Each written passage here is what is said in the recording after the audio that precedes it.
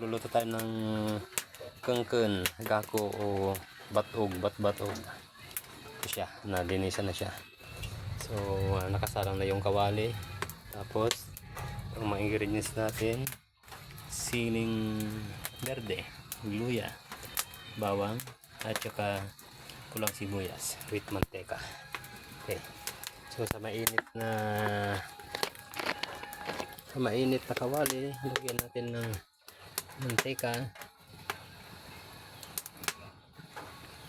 Okay, at painitin natin. Lagay natin dito ingredients natin. Okay, pagkatapos mainit, ang kalado uling.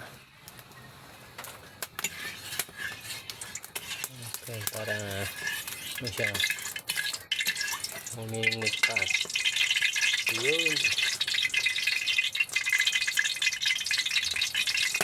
Lagay natin ito dito para hindi masyadong mainit.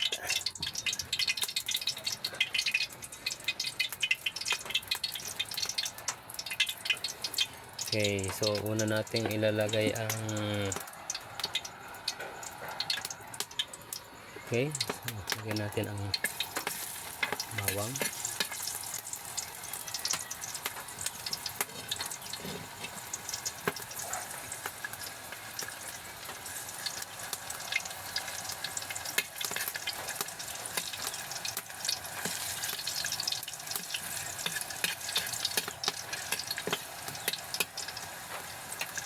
Tapos ng bawang, kasunod ang luya, pampaalis ng lansa.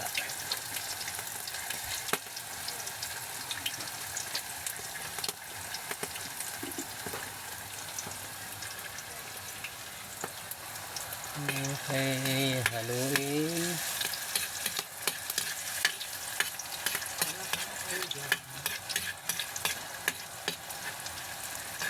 Yan, hayaan natin medyo mag-golden para masarap yung ano niya. Pag golden na siya, ilalagay natin ang pulang sibuyas. Yan. Okay. Yun.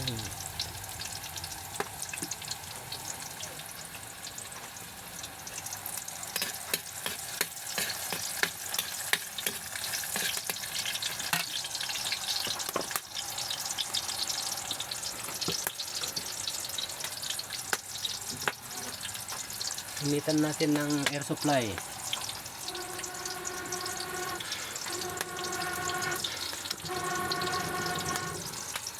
Ito, air supply natin.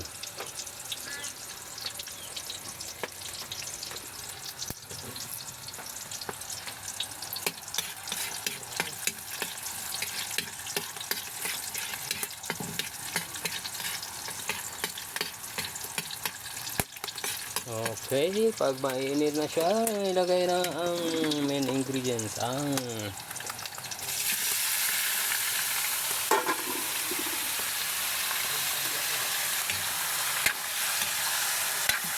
haluin mabuti para maalis ang lansa.